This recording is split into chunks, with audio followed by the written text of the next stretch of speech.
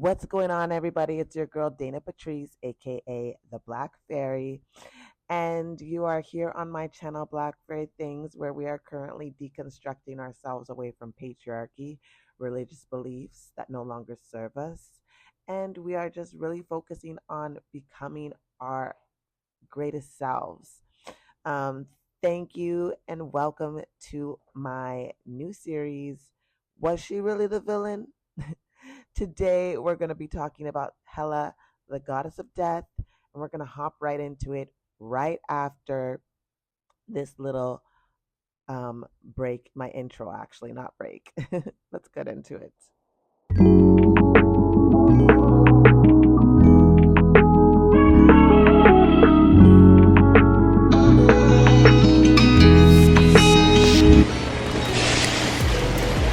Yes, I fall in love with myself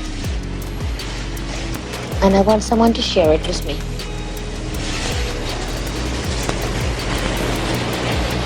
I want someone to share me with me.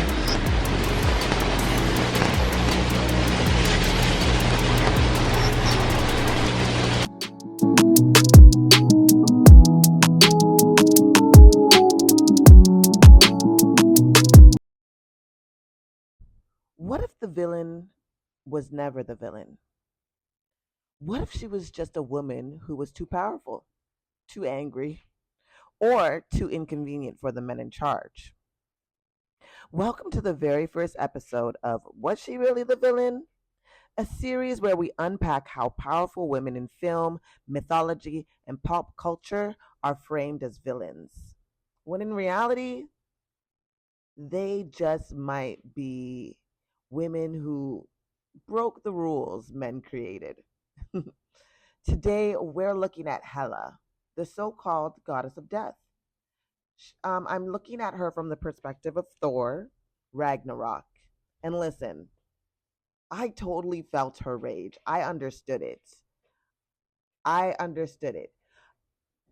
I remember, and I've had this discussion about her a few times in a few different type of situations. But you know what? I'm going to save it for the video, right?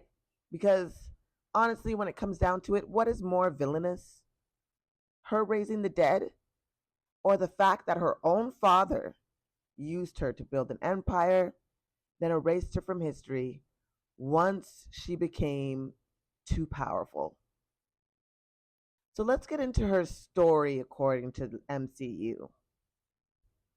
In Thor Ragnarok, Hela is revealed to be Odin's firstborn child, the true heir to Asgard's throne.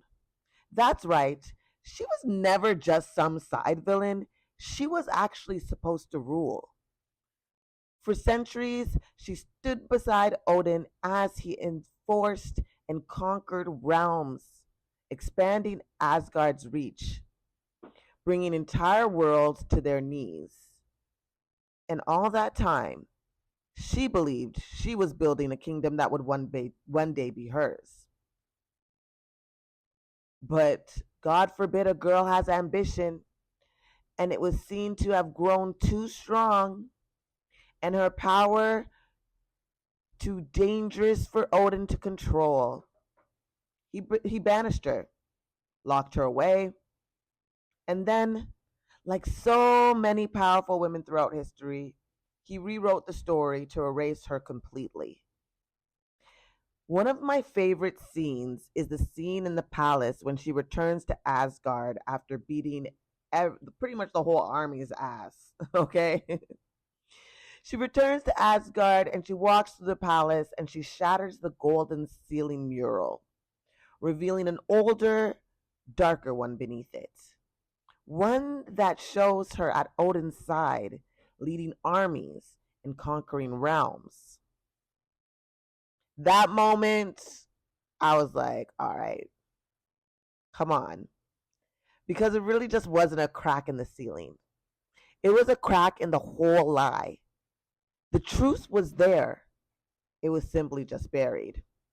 And when she broke through, she wasn't just reclaiming her power in this moment, She was reclaiming her story. Now, Hela in the comics was a bit different. I've never read the comic books. I was never that kind of person. I was into like the cartoons and things like that, like the X-Men cartoons. I loved gargoyles, things like that. But I never, I don't recall watching any like Thor cartoons or anything like that. Um, he came for me later in the Marvel stories that we have today. So I'm not too familiar. But if you are, you may know that Hela's backstory is a bit different. And I wanted to touch on it because I like to do my research. I'm a bit of a geek that way. I was like, okay, I know this one piece of a version of a story, but, you know, was this the original story? So I found that in Marvel Comics, Hela is the daughter of a different Loki, right? Not the one that we know in the Thor series that we have now. Loki was a frost giant, and she rules over Hel and Niflheim. Niflheim. I don't know if I'm saying that right. I don't know if I'm saying that right, but it's pretty much the realms of the dead. She's not Odin's daughter in the comic books. She's not Asgardian royalty. And she's far more of like this neutral death deity than she is a character that's driven by personal vengeance like we see in Thor Ragnarok. Okay, so her comic version is powerful, yes, but she doesn't have that emotional arc of betrayal, abandonment, or being erased that we see portrayed in the movie. So the MCU version, however, I love how they transformed her into something bigger than just a villain, right? She became a living consequence in this story, a manifestation of hidden violence, its colonial past, and its patriarchal cover up. Let me know if this sounds familiar to what we see today. Okay? The film made her not just this goddess, but a daughter discarded, a queen denied, a woman buried beneath the legacy she helped build. So, this goes into this whole metaphor that we see across time, right? Of the silenced woman. And what strikes me most about Hela is that she isn't just angry for herself, right? She's angry for the truth. Her story is a metaphor for so many women in history. That's the way that I view it, anyways. You know, women who have helped build nations, empires, and movements only to be pushed aside once they're no longer convenient, right? We've seen this in our history, in our real history, not just some comic book character, right? Black women who led civil rights revolutions but were erased from the narrative, for example. Women in faith institutions who kept churches running but were denied the pulpits. Women in families, in businesses, and even in governments who were told, know their place.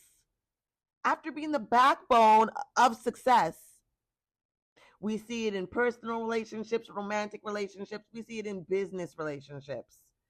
Any space where a woman takes up any space, it's access denied, it's hide it, it's step back, you're doing too much. And here is Hela, who was the firstborn, the rightful queen, and the enforcer of Asgard's power itself. But once her presence became inconvenient to the story Odin wanted to tell, he buried her, quite literally.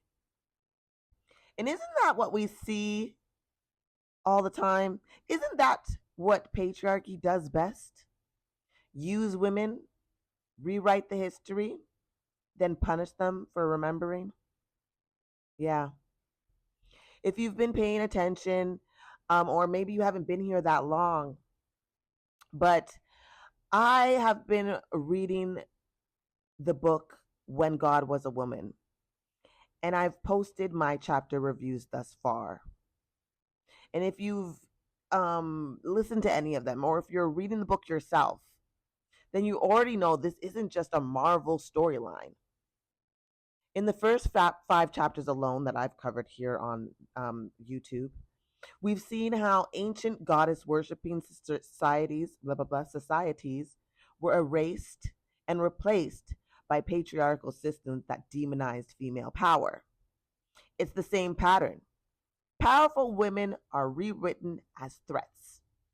Goddesses become monsters. And queens, oh, they become a cautionary tale. Just like Hela, these women weren't allowed to rule, not because they weren't worthy, but because the world couldn't tolerate their power. If you haven't already joined my book club, we will be starting a new book in the month of August. Now is the perfect time as we prep and choose the book that we're going to read next. I'm going to be announcing that on Sunday. Okay, we're unpacking exactly how these ancient stories shape the way women are still villainized today. And it really ties into the series of When God Was a Woman, which is not a part of the book club, just something I started reviewing on my own and sharing here on YouTube. I'm still actually finishing up, so stay tuned for that. In fact, here's some information about the book club that I'd love you to have. There's a place where mystery meets meaning, where black magic and divine truth awaken. Welcome to Blackberry Tingz, where we go beyond the surface and deep into sacred questions. Inside this sacred circle, we explore the roots of patriarchy, study sacred texts, and reclaim what was stolen. Join me for exclusive Bible studies, intimate book club lives, and the magic that just doesn't make the Sunday sermon. This is your invitation to walk with power, knowledge, and spirits. Join the Sister Circle on Patreon. Your empowerment begins within.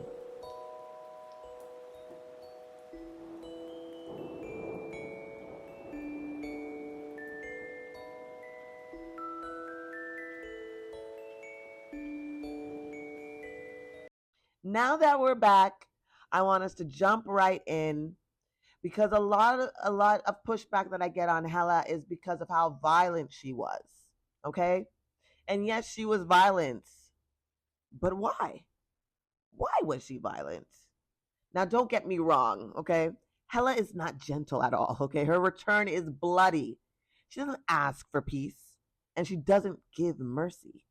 She's brutal, and her reign over Asgard is dark.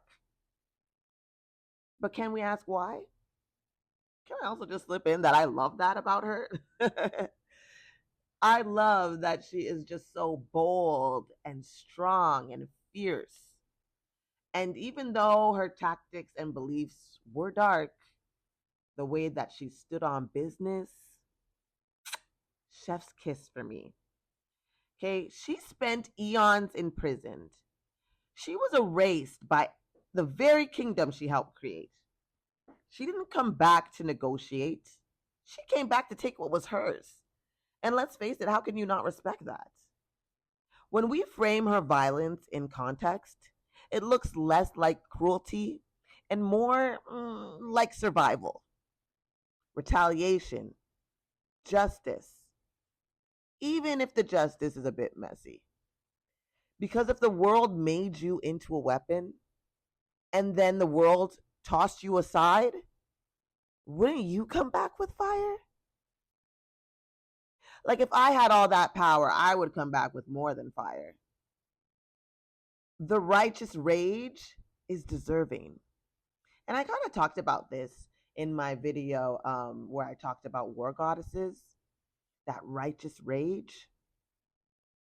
I love them. So was Hela really the villain? Or was she the truth? Too powerful, too angry, too honest to be tolerated.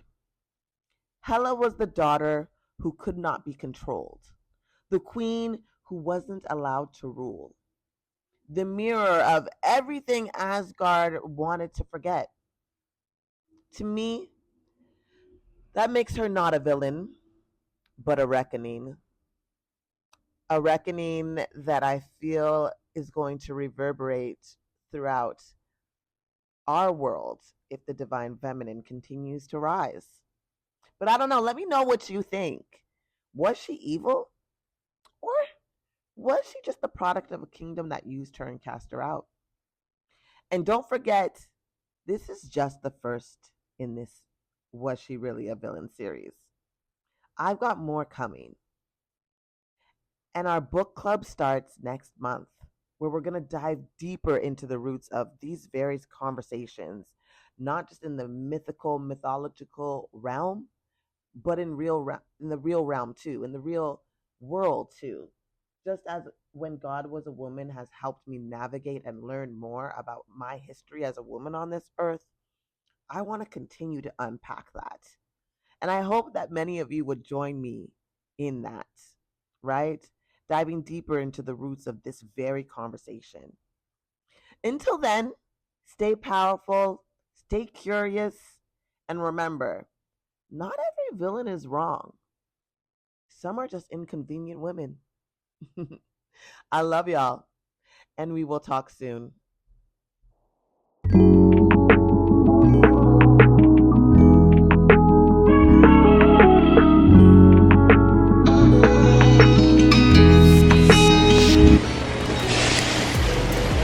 Yes. I fall in love with myself, and I want someone to share it with me.